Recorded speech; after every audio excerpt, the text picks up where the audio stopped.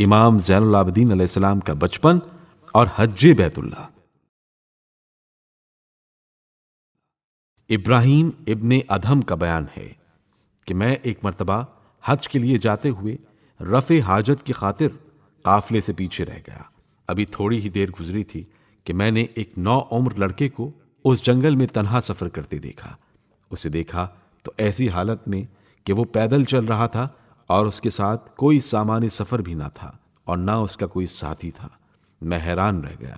پھر فوراً اس کے قریب جا کر دریافت کیا کہ صاحبزادے، یہ لق و دق صحرا اور آپ بالکل تنہا، یہ معاملہ کیا ہے؟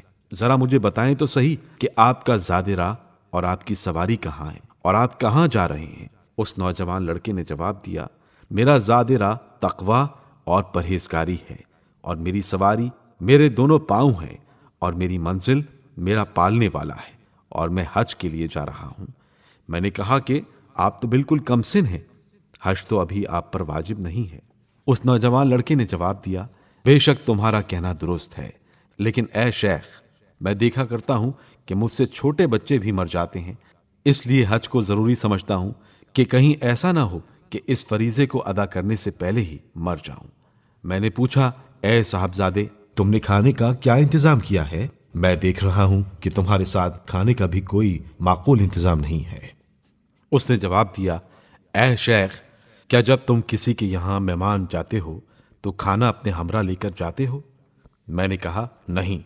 پھر اس نے فرمایا، سنو، میں تو خدا کا مہمان ہو کر جا رہا ہوں، کھانے کا انتظام اسی کے ذمے ہے۔ میں نے کہا، اتنے لمبے سفر کو پیدل کیوں کر طے کرو گے؟ اس نے جواب دیا کہ میرا کام کوشش کرنا ہے اور خدا کا کام منزل مقصود تک پہنچانا ہے۔ ہم ابھی باہمی گفتگو ہی میں مصروف تھے کہ ایک خوبصورت جوان سفید لباس پہنے ہوئے آ پہنچا اور اس نے اس نوجوان کو گلے سے لگا لیا۔ یہ دیکھ کر میں نے اس جوان رانا سے دریافت کیا کہ یہ نوجوان کون ہے؟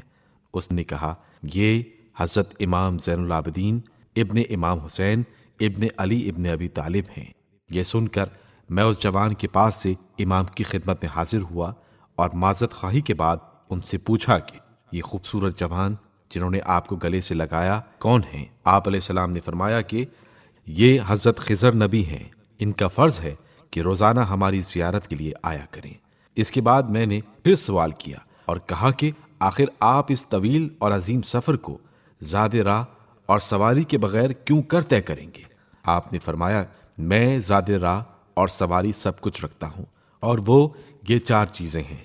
دنیا اپنی تمام موجودات سمیت خدا کی مملکت ہے، ساری مخلوق اللہ کے بندے اور غلام ہیں، اسباب اور ارزاق خدا کے ہاتھ میں ہے، اللہ تعالیٰ کی قضاء و قدر ساری زمین میں نافذ ہے۔ یہ سن کر میں نے کہا، خدا کی قسم، آپ ہی کا زاد راہ اور سواری صحیح طور پر مقدس ہستیوں کا سامان سفر ہے۔